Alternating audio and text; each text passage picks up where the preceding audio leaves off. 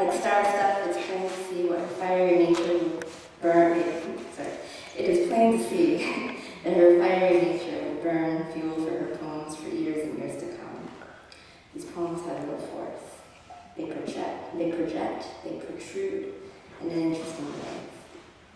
Lizzie's poems move with restless tumbling down and through language, and her vital and charged speakers are perennially at the helm of some revisioning of their identity, often in the context of a fairly fucked world.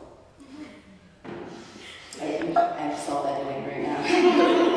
These are poems that, with their breathlessness, beg to be heard. Without further ado, I'll introduce Lizzie using one of my favorite refrains of hers. Do-wop, wop, wop, womp, womp.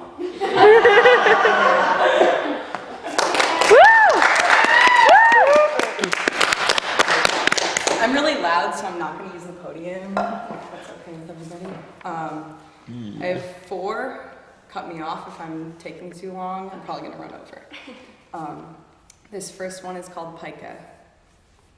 1. It's hard to hold myself open, just like it's hard to watch shows about strange obsessions. There's a woman on the TV with a bad case of pica, pulling rocks from an Oregon riverbank and chewing on them, swallowing who knows how many. The television interrupts, revealing a number that I can't even write down. I want to open a book and point out the color of this woman's confusion in hopes that I can somehow feel better about someone else's pain. Someone else's pain is staring me right in the face. And now I want to lick rocks in hopes that I can somehow feel these mountains and petrified plants. And when I flip wildly through pamphlets about the hazards of pica, I find myself wanting to grind teeth on fossil. I do not see a problem, which is to say that I do. I'm always pretending to. When I was a kid, I used to run ragged in the ravine of my childhood home and dig into the earth, extracting the bones of plants to tuck in my pockets.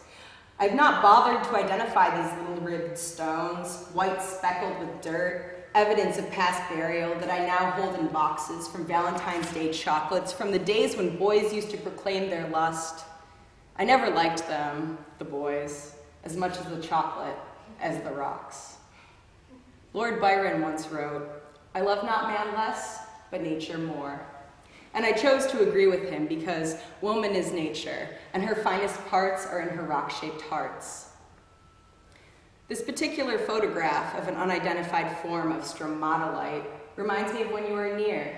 And now I'm thinking about the woman on the television again, wondering if she knows what it's like to lie on her back and hold herself open for someone. 3. The alga I'm looking at, found in Death Valley, reminds me of the time that you called your own rock heart a Death Valley. It was a place of ugliness and barren neverness. You never came. You taste like copper again, or the way dirt feels under fingernails. So good. And I want to break my teeth on you, paint your lower mouth, that rock heart, the color of fossils. I want you to shine in all of the right places. Sharpening teeth on stone, I am all dust and settling, trying to crack open my jaw so I can give you everything. This one's called a controlled burn, for Annalise. Today I straightened all of the hairs on my head, whether they needed it or not. I like being organized. Ironing out the kinks in my leather jacket with a baseball bat. I tried to cut the blues from the spinning record, flicked numbered matchsticks across vinyl to set the fleshed room on fire. Don't touch me, I'm a real live wire. Being on top of my shit is like hand-making beeswax candles. I twist and turn, carving wax in the air. There is always more to do. I always tried to cross T's and sort the junk mail from the paychecks, accidentally dropping cigarettes into the piles of post. Out of the corner of my eye, I watched you lick postage stamps for the outgoing flood.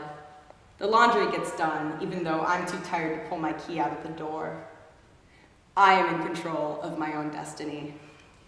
I smoke Coca-Cola and drink cigarettes for breakfast because I don't roll out of bed on the right side of any given day. And yesterday I put my foot through the television because tap dancing on the shards of the wood-paneled tube from Dad's first marriage sings gnashed teeth harmonies with the microwave's low groan at 3 a.m. I used to eat cold spaghetti and torn jeans and nothing else while you flipped through channels on basic cable to hear the collage painting of the end of the world. You were always an empty can that year. You saved orange peels to fill with oil to burn. Your name whispers itself into the grease hissings, and I hear it over the skyline, and I cannot seem to find a match to strike to light the last crumpled smoke in my pack. All I want to do is send you photographs with singed corners, photographs of your letters, attempts to burn away any sight of you, ways to cut and bind the flint that ignites the only bonfire in my eye.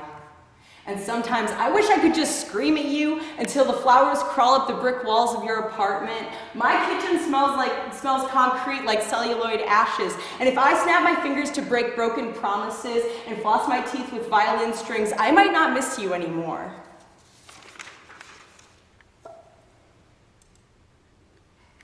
I have a parched throat, okay? Never, you guys.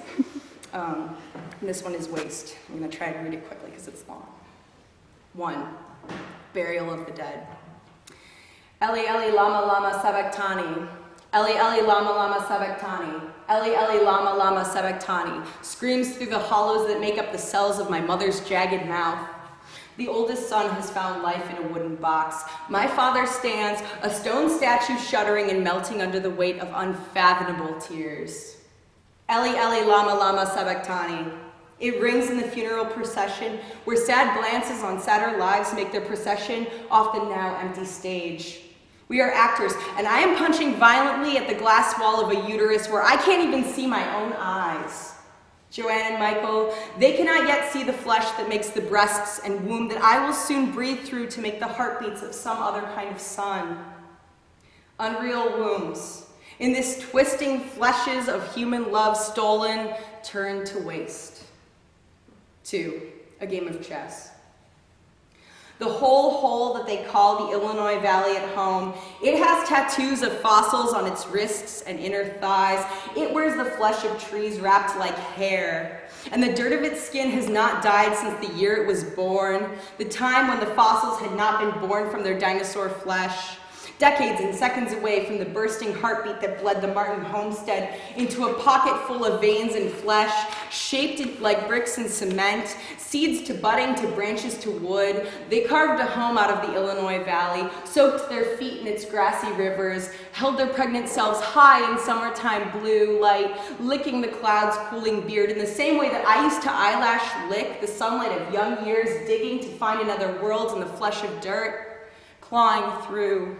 Unreal wombs, impis utérus, vous claquez de griffes et venez, vous poussez à travers et tournez les veines de vos enfants malades. She came from Canada, wearing nothing but Beatles sunglasses and working-class confidence threaded into her clothes, cracking her photographical smile like a sermon to the fools in Letterman jackets who thought their gender could defeat the fact that a 22-year-old girl could beat them in bridge. Cards were good, but burnt to dust by the fire creeping across the bridge table, over to the bar where he and the boys drooled over her beauty, clouded by the puffs of velvet cigarette smoke. And when I met I, the bartender evacuated the people of smoke from the irises and pupils of the entire room, blamed burning ovens, the sound Mami Hira Piñata Pie coughs into elephant tusks, to carve into the kings and queens. Games of chess bit the dust between she and him. They covered the years he spent in a home of 6, father wrapped in the arms of Spring Valley, Illinois, but caught in suffocated heart. The way he became his own heart, father tucked in his heavy pocket through childhood, through adolescence, through college and business school, through the waiting for the gasp of her unholy womb that choked out a world of children. 3. Fire sermon. Your brother used to love the sound of the rumbling trains down there, she would say to sandbox to me, while I sat clutching the broken neon pink pail in one sticky hand, a ghost brother's toy train in the other. Autumn-soaked winds twirling and balletting through our yard, the ravine maw gaping and beckoning to the younger human creatures that gallop among the trees. And nearby, my brother's namesake. He holds the rake over burning leaves, the way the orange curls of flame dance and shake, throwing the gray blackened leaf ashes into the great gray sky, humming a tune to a song that has not even been written yet. So I tattoo instructions on my ass that say, don't ever put this body in a casket. Burn it and put the ashes in a basket and throw them in the Puget Sound. I don't ever want to be underground. Oh no, oh no. When the fire pouts across the piles, my father, he looks to the railroad tracks as if to cue the shuddering and gnarled murmurs of boxcars. Like magic, the past comes alive. Kathum, kathum, kathum, kathum. 4. Death by water. Leukemia strangled him, sucked childlike respiration from his heart. We cannot find you a donor. Your son's bones simply cannot breathe. She and him took separate walks up and down cold white corridors with Dr. Joe Morrow, heads in hands when they agreed all they had was all they had. The good doctor stripped himself of his own skin to save my brother. Hushed condolences flirt with flickering lights of hope in the cafeteria, where all she and him can hear are snatches of "we did all we could," but it's not looking good. 5. What the thunder said. It started to rain. The sky opened into a scream of thunder and lightning. We moved to run into Martin Camelot, but the voice of the thunder grabbed me, and I listened with open mind's eyes and ear. It held me as it spoke in one guttural moan of a tin-eaten kick of baby howl. Grow. And this is a brand new guy from earlier this afternoon. Doesn't have a title yet, but it should.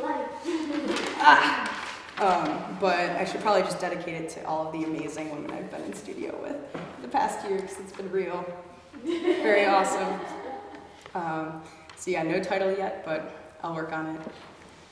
Yesterday, the tornado blew the last piles of dust away, and out shuddered the shadowbox rainbow noise of 4 years screaming. I went around planting kisses on all of the trees I've ever loved and held the velvet hands of wind that begged guidance on my porch.